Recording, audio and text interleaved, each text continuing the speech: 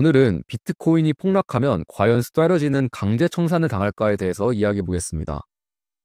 비트코인이 20%만 떨어져도 항상 나오는 얘기가 있죠. 마이클 세일러는 비트코인을 담보로 돈을 빌렸기 때문에 좀만 더 떨어지면 마진콜이 들어온다는 얘기입니다. 만약 스트레러지나 다른 트레저리 회사에 투자하고 계신다면 이게 사실인지 알고 있는 게 매우 중요하다고 생각합니다. 이게 사실이라면 굉장히 큰 리스크이기 때문에 그에 맞는 대비를 하고 있어야겠고요. 아니라면 이런 기사가 나올 때 노이즈로 거르거나 오히려 매수 기회로 삼을 수 있겠죠. 이 질문에 답하기 위해서 오늘 두 가지를 얘기해 보겠습니다. 스트레러지는 지금까지 어떻게 자금을 조달했으며 과연 비트코인이 폭락했을 때 견딜 수 있는 재무 건전성을 갖고 있는지입니다. 첫 번째 자금 조달 방법은 시장가 공모입니다. 이걸 at the market 혹은 ATM이라고 부르기도 하는데 예시로 최근에 비트마인 주식을 캐시우드가 ATM으로 샀죠. ATM은 시장가에 유상증자를 하는 것으로 이 주식은 개인이나 기관 모두 살 수 있습니다. 재밌는 점은 MNAV라는 지표가 높을 때 유리하다는 것인데요. 트레저리 회사는 일반적인 PE 레이시오나 PS 레이시오 같은 지표보다는 이 MNAV가 가장 중요하기 때문에 짚고 넘어가겠습니다. 우선 NAV는 순자산 가치로 스트레러지의 경우 비트코인 수량 곱하기 비트코인 가격이 되겠죠. 그리고 MNAV는 순자산 가치 멀티플로 보유 비트코인에 비해 얼마나 시총이 고평가되어 있는지를 알려줍니다. 시가총액을 순자산 가치로 나눈 것이죠. 그럼 스트레러지의 MNAV는 일정한가를 살펴보면 전혀 그렇지 않습니다. 최저로 0.7을 찍었을 때도 있고 높을 때는 거의 4까지 올라갔는데요. 이때 만약 주식을 샀다면 스트레러지의 보유 비트코인에 비해 4배의 가격을 지불한 것입니다. 참고로 현재 스트레러지의 MNAV는 1.65로 상당히 낮은 편입니다.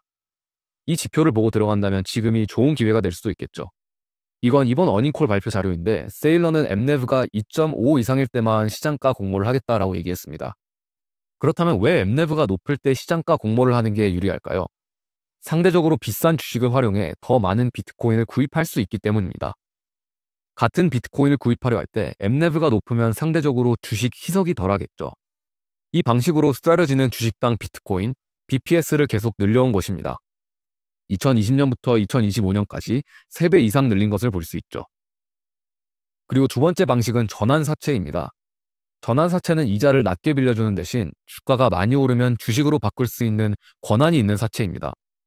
한마디로 채권과 콜옵션이 결합된 상품이라 볼 수 있죠. 여기서 흥미로운 점은 보통 전환사채 이자율은 낮아도 0.5%인데 스트레러지는 0% 이자율로 전환사채를 발행해 왔다는 것입니다. 심지어 비트코인을 담보로 한 사채도 아니고요.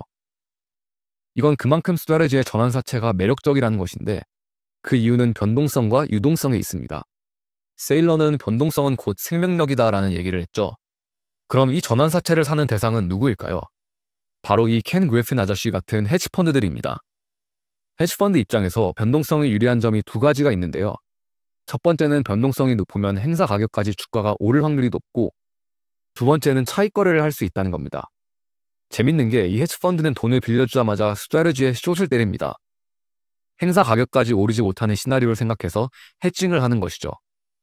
그리고 주가가 변동할 때마다 매일 이 숏 물량을 조절하는데 이와 동시에 감마 스캘핑이라는 방식을 통해서 차익 거래를 합니다.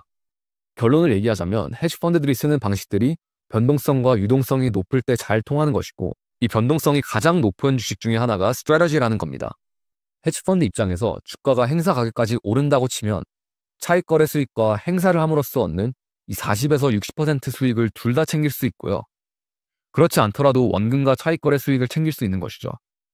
그래서 이 켄 그래핀 아저씨와 마이클 세일러가 둘 다 이렇게 빵긋 웃을 수 있는 겁니다. 마지막으로 우선주 발행인데 이 방식이 제일 중요하고 앞으로는 메인 방식이 될 것입니다. 우선주는 한마디로 나는 의결권은 필요 없으니까 대신 배당금 주고 만약에 회사가 파산하면 나부터 챙겨줘라는 겁니다. 근데 좀 황당한 게 보통은 우선주를 한 가지를 발행하는데 스트레러지는 무려 4개를 발표했습니다.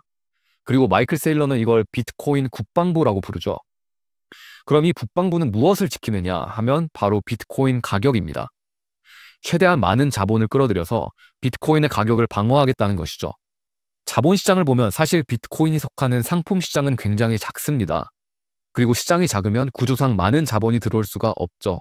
그래서 이 상품 시장에서 비트코인을 주식시장으로 확대한 게 비트코인 ETF와 스트레러지 같은 트레저리 회사입니다. 하지만 가장 큰 시장은 채권 시장이죠. 그래서 세일러가 고민을 한 겁니다.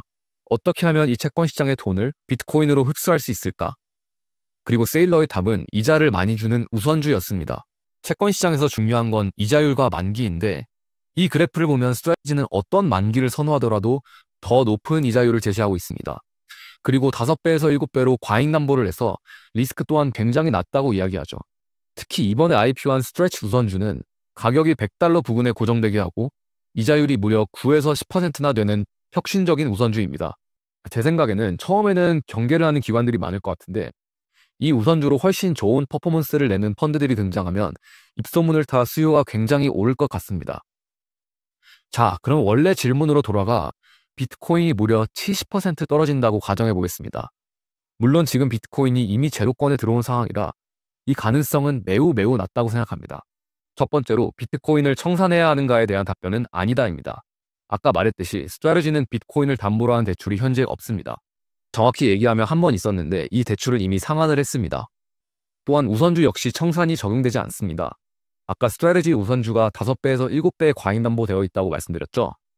근데 설사 비트코인이 5분의 1로 떨어진다 해도 이건 대출이 아니라 주식이기 때문에 청산을 할 법적 의무가 없습니다.